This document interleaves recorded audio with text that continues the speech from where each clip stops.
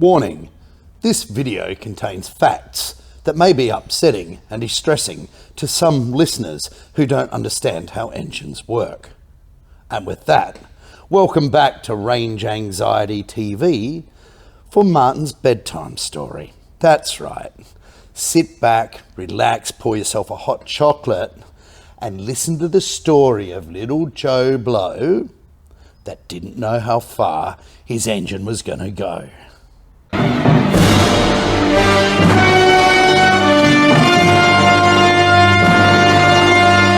Now, when you've been around as long as I have, you've met Joe many times over the past. This is of no reference to the way to the blower hat manufacturer, Joe Blow. I don't even know him. I just saw a name there and I thought, to protect my sanity, I'll just pick a name. So I said Joe. So it's not even Joe Blow, it's just Joe. Little Joe wanted to build himself a race car. Now, the first thing Joe did is buy himself a base vehicle. He bought himself a little 2-litre. Probably not the best base for a race car, but it was all-wheel drive and it was turbocharged. So he decided what he was going to do was try and go fast. So he went down to the local candy store and he got himself a tune-up. And he went a fair bit faster, a little bit faster indeed. But sure enough, as it was an old car to begin with and quite well stressed, one day when little Joe was running it, it decided to play dragon. It made smoke and fire, but out of the engine bay, where it had vented all of the oil from the hole in the block, all over the exhaust manifold, and up she went.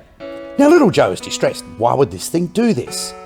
So he wrote in to Range Anxiety TV, and I answered him, well, it's a 20-year-old shit box, and you're pushing it twice as hard as it was ever meant to go brand new. It's going to happen. Okay. So Joe went and found himself an engine builder, and he built him a nice, tough little nugget. But at the time, he also put on a bigger turbo, a bigger fuel system, did all of the things that the candy shop recommended. Got the tuner to wave his magic space wizard wand over it to make a really nice potion, so it went well. And so of course it made 2.5 times the power now. And he raced it, and he raced it, and he raced it for many, many years. Only, probably did 20 short events or 30 short events. And then suddenly the dragon reappeared. This time not as violently. However, he had a bit of a knocking noise and a little hole in the side. No fire or flames this time. It's not a Tesla. Thought I'd drop that in for all of you booger eaters out there. If you're sitting back, snacking, listening to this, you'd like that reference. And of course, it had broken the crankshaft, the aftermarket crankshaft. This happens to a lot of engines, not just this particular 2-litre. And poor little Joe was upset.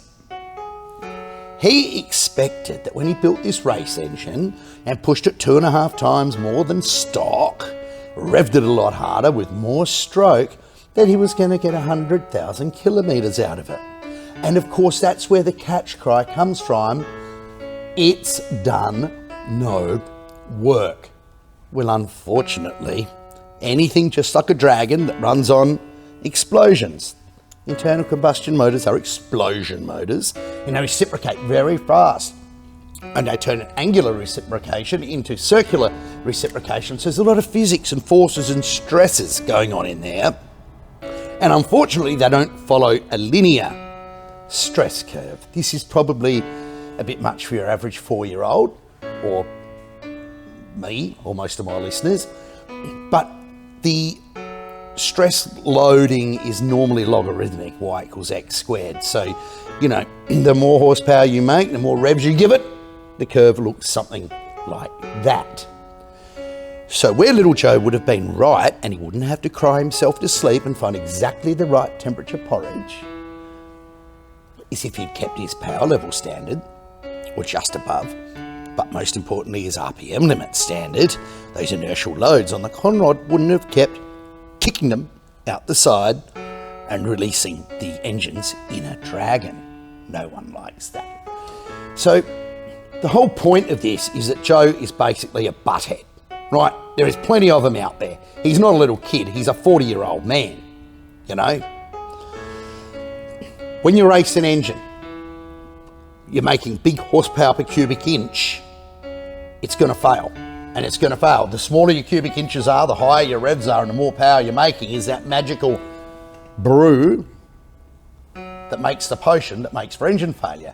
That's why people race big blocks. Now this is an old school big block with an old school blower on it, a couple of injectors all mashed together up the top there. However, you look at all the fast guys in the States, or the street outlaws guys, whatever, not that I know much about it, but you always hear BBB, billet big block.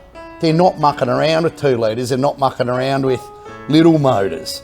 You see, the more cubes you have for the horsepower you're making, the less horsepower per cube you're making, the less stress you're putting on the engine. I know that sounds a bit simplistic, and that is a very, very simplistic way of looking at it. But someone should have explained that to little Joe before he went down his voyage of self-discovery and wallet cleaning, building his race car that blew up after doing no work. Now, this isn't something that's just happened to me or one of my clients. This is just a story I put together over 30 years of dealing with several cases of this. When you race a car and you rev it hard and you stress it, its lifespan, as a standard car looks like this, goes to this. And you've got to assume, or not assume, actually factor in that mechanical breakages and pull downs and tear downs and inspections are part of racing any motor vehicle. The bigger your engine and the less stress there is, the less you'll have to do it. But then you'll probably be blowing transmissions out of it or whatever. But this is a very, very simple thing. So kids, men, women, listeners, human beings and aliens, so I know you tune in, I've seen you on my YouTube analytics, don't be like Joe. Don't be an idiot. Be smart. Buy yourself a big block.